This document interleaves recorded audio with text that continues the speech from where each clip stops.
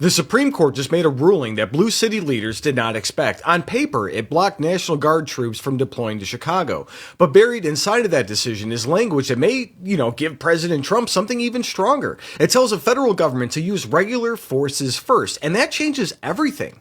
Because regular forces don't answer to governors. They answer to the commander-in-chief. So was this really a setback or just like an opening move? And I want you guys to let me know in the comments. Does this ruling strengthen federal authority, yes or no? And here's what matters next. So my name is Tom. I'm with the Daily Beltway, and I'm also White House correspondent for the Next News Network. And the Supreme Court decision involving Chicago is already being misunderstood by the media and intentionally downplayed by Democrat leaders. The court blocked Illinois from deploying National Guard troops to assist with federal immigration enforcement, but the reasoning behind that decision is what matters most. But before we continue, guys, we're a growing channel, and every like, comment, share, and every single subscription helps us reach more Americans who want real reporting. And if this information matters to you, please share this video and help raise awareness. I want you guys to check this out. Fox News aired a segment discussing the federal troop deployments. Recently said, look, I'm trying to enforce the laws with ICE agents, with federal law enforcement, and I can't do it, so I need to call the National Guard.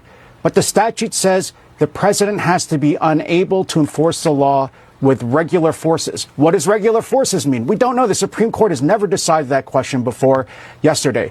The Supreme Court now says regular forces means you have to try with the regular armed forces first before you can bring out the National Guard. So the unintended consequence here might be that the president is going to have to call the 82nd Airborne or the Marines or the 101st Airborne Division, as, for example, President Eisenhower did after Brown versus Board of Education in the South to enforce desegregation. President Trump might have to do that first in order to protect those federal buildings, those ICE agents. And then if they fail, he can then call out the National Guard.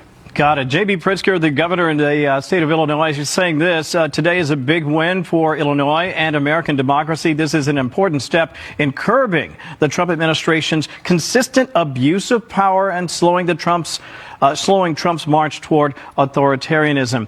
That's purely political. I think the president has obviously tried to work within the framework of the law as his legal eagles have seen it.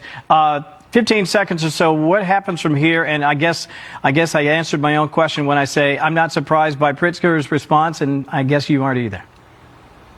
I'm not. He's, of course, injecting a lot of heated political rhetoric into this. Yeah. But what's going to happen? Trump will, of course, now have the right to go to the Supreme Court on the full merits. As you said, Kevin, this is just preliminary. He may be able to get the full court to reverse this preliminary decision. But second, and I think more worrisome, is the Supreme Court is essentially inviting President Trump to send regular armed troops and deploy those to Chicago